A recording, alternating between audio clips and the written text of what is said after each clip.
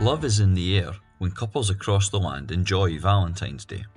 However, in 1891, Celtic had their own reasons to celebrate on this day when they won what is considered to be the club's first major trophy. The story of this victory is a fascinating one and includes numerous other events from the time which were both historic and controversial.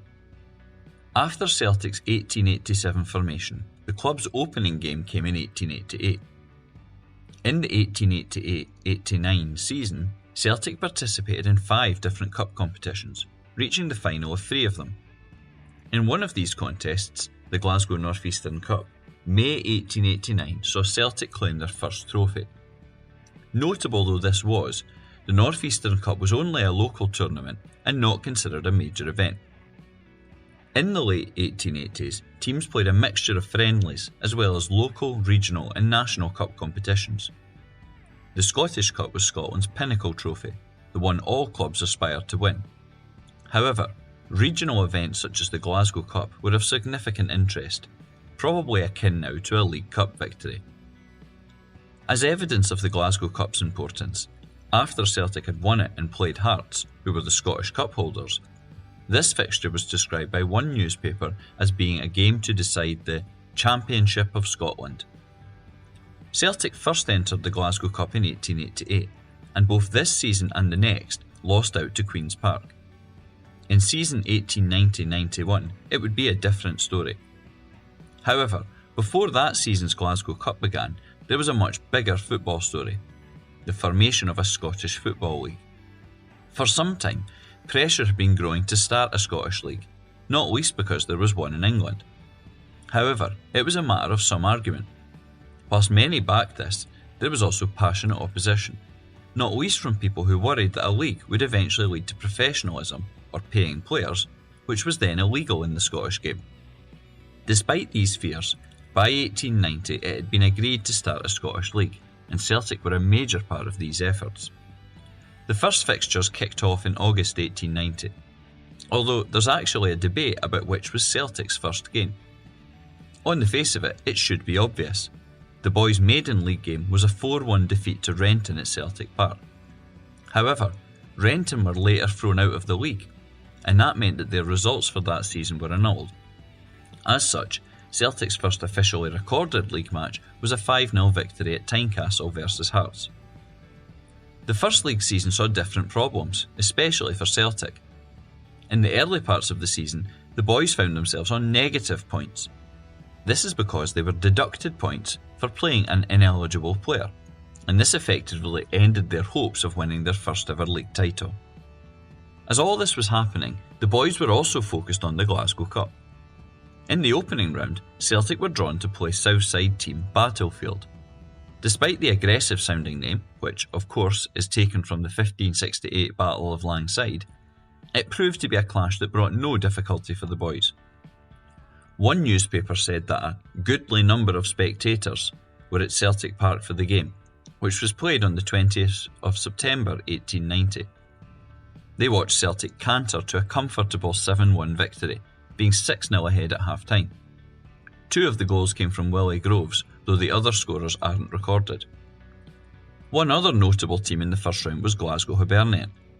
They had been formed in 1889 as a direct rival to Celtic, with some people believing that Celtic were not living up to their original aims in terms of charity or religion. Glasgow Hibs, though, had only a short life, and at the time of their game, which they eventually lost to Somerton Athletic, they had only weeks left before their collapse.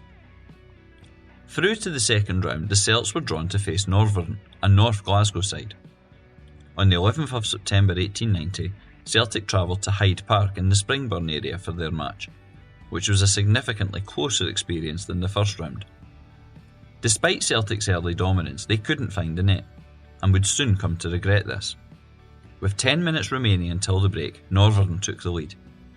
In the second half, Celtic became more composed in their attacks, and Peter Dowd soon got the equaliser. Later on, Celtic had a quick break from a Northern corner, and Willie Groves made it 2-1, which, despite complaints about offsides, was given and proved to be the final score.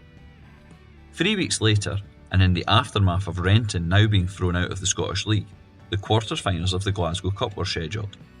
Celtic were once again at home, this time facing their close neighbours, Clyde. In the days before professional referees, clubs provided officials for other games. The Celtic v Clyde game was to be officiated by the Rangers representative, John Cameron. Clyde made the short journey to the original Celtic Park on the 1st of November 1890. It proved to be another simple Celtic match. By half-time, the boys led 2-0 thanks to goals from Peter Dowds and Johnny Madden. In the second half, those two men were again on the score sheet, along with one unnamed player, and the match finished 5-0, putting the Celts into the semi-finals. This semi took place on the 22nd of November 1890. A low crowd was reflective of the fact that there was terrible weather that day, of both heavy rain and wind.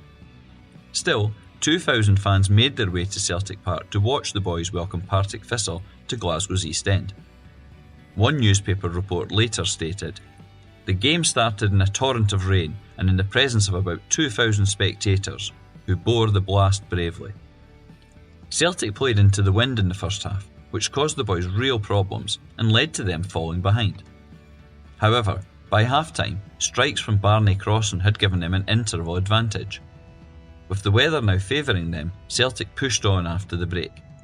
3 more goals, this time 2 from Johnny Campbell and 1 from Peter Dowds, made it 5-1 and ensured Celtic were in the final.